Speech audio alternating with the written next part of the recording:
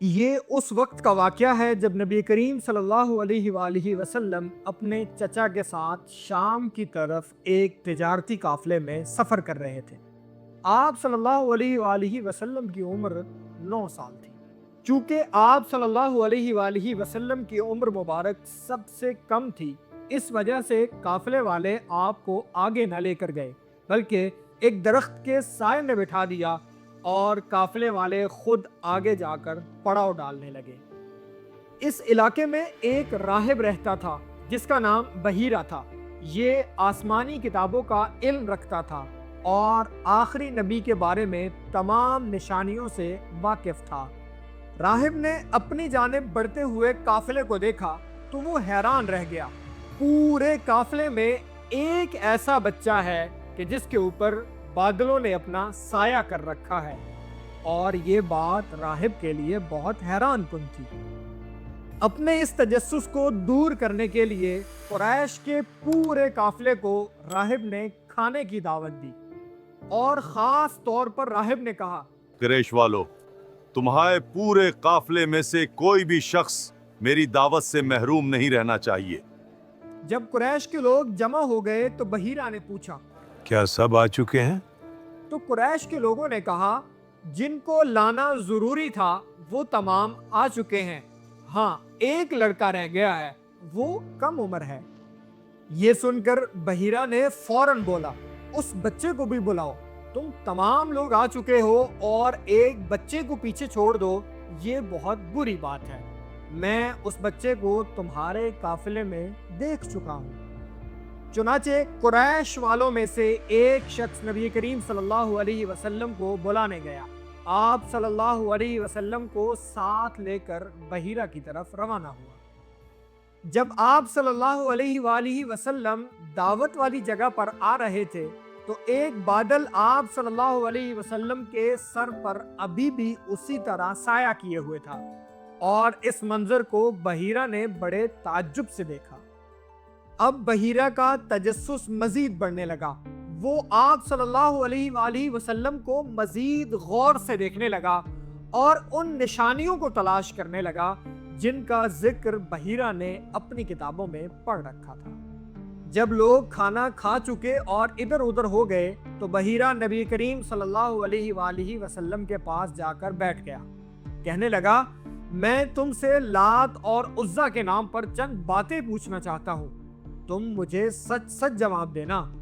یہ سن کر نبی کریم صلی اللہ علیہ وآلہ وسلم فرمانے لگے، مجھ سے لات اور عزیٰ کے نام پر کچھ مت پوچھو، اللہ کی قسم مجھے سب سے زیادہ نفرت انہی دونوں سے ہے۔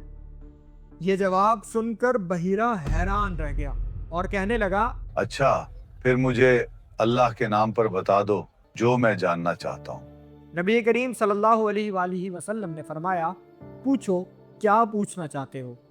پھر بحیرہ نے آپ صلی اللہ علیہ وآلہ وسلم سے آپ کی عادات اور حالات کے متعلق مختلف سوالات کیے۔ آپ صلی اللہ علیہ وآلہ وسلم نے تمام سوالوں کے جواب سچ سچ دیے۔ اس کے بعد بحیرہ نے نبی کریم صلی اللہ علیہ وآلہ وسلم کی پشت سے کپڑا اٹھایا۔ وہاں پر ایک مہر موجود تھی۔ یہ مہر بالکل ویسی تھی جیسی بحیرہ نے اپنی آسمانی کتابوں میں پڑھ رکھی تھی۔ بحیرہ مہر نبوت کو دیکھتے ہی جھک گیا اور بوسہ دیا۔ قریش کے لوگ کھڑے کے منظر دیکھ رہے تھے اور حیران ہو رہے تھے۔ آخر قریش کے لوگ آپس میں یہ کہنے لگے، یہ راہب اس لڑکے میں کافی دلچسپی لے رہا ہے، شاید ان کا مرتبہ راہب کی نظر میں بہت بلند ہے۔ پھر بحیرہ نے ابو طالب سے پوچھا، یہ لڑکا تمہارا کیا لگتا ہے؟ ابو طالب کہنے لگے، یہ میرا بیٹا ہے۔ بحیرہ نے فوراً کہا، نہیں، یہ تمہارا بیٹا نہیں ہو سکتا، ایسا نہیں ہو سکتا کہ اس بچے کا باپ ابھی تک زندہ ہوگا۔ ابو طالب کہنے لگے، یہ میرے بھائی عبداللہ کا بیٹا ہے۔ راہب نے پوچھا، عبداللہ کہاں ہے؟ ابو طالب کہنے لگے، عبداللہ کا انتقال اس وقت ہوا جب یہ بچہ اس دنیا میں نہیں آیا تھا۔ یہ سن کر بحیرہ بولا، ہاں یہ بات درست ہے۔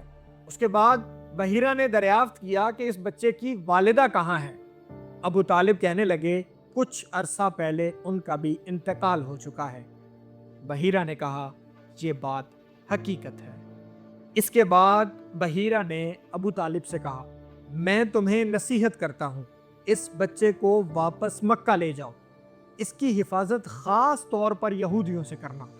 अगर यहूदियों ने इस बच्चे को पहचान लिया और वो तमाम निशानियां भी देख ली जो मैंने देखी हैं, तो वो इस बच्चे को नुकसान पहुंचाने की कोशिश करेंगे। बहीरा मजीद कहने लगा, तुम्हारे लिए खुशखबरी है, तुम्हारा भतीजा आने वाले वक्त का नबी है।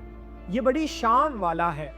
मैंने इसके बारे में अपनी किताबों में पढ़ रखा है और अपने बुजुर्गों से सुन रखा है। मैंने तुम्हें नसीहत करके अपना फर्ज अदा कर दिया।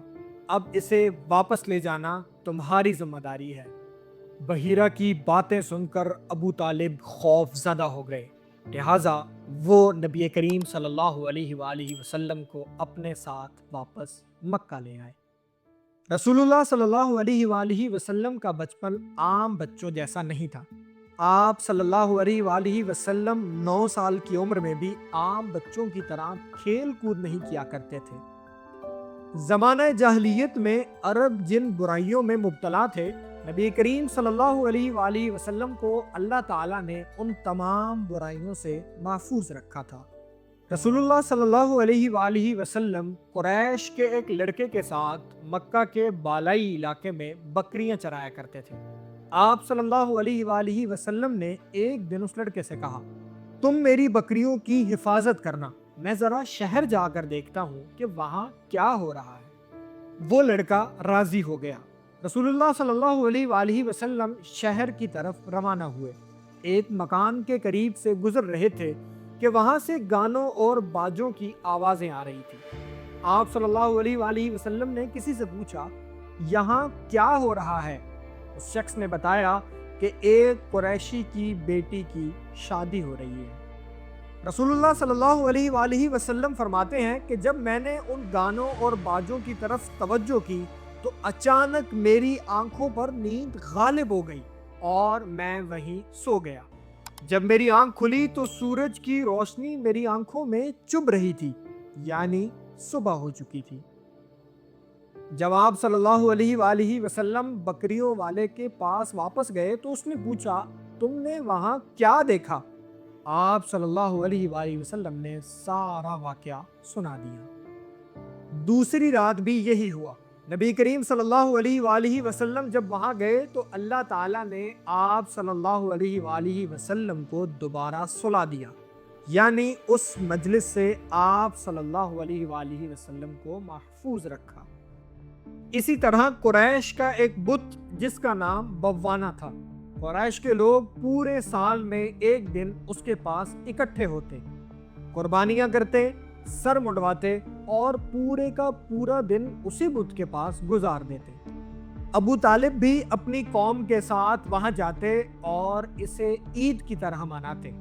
उन्होंने नबी करीम सल्लल्लाहु अलैहि वसल्लम से कहा, भतीजे तुम भी हमारे साथ इस ईद में शरीक हो जाओ, लेकिन रसूलुल्लाह सल्लल्लाहु अलैहि वसल्लम ने साफ इनकार कर दिया।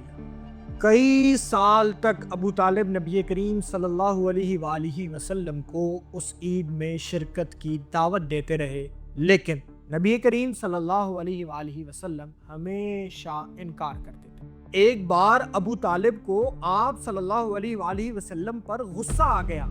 आप सल्लल्लाहु अलैहि वसल्लम की फुफियों ने भी नाराज़ी जाहिर की। कहने लगी, मोहम्मद क्या वजह है कि तुम हमारे माबूदों से दूर रहते हो? हमें डर है कि हमारे माबूद तुम्हें कोई नुकसान न पहुंचा दे।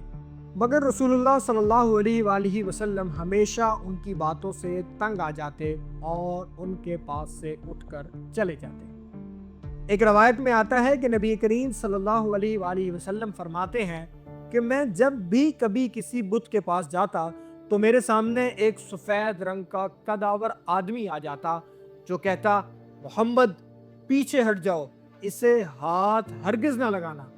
यूं अल्लाह ताला ने रसूलुल्लाह सल्लल्लाहु अलैहि वसल्लम को बचपन ही से शिर्क और जाहिलियत की तमाम बुराइयों से महफूज रखा।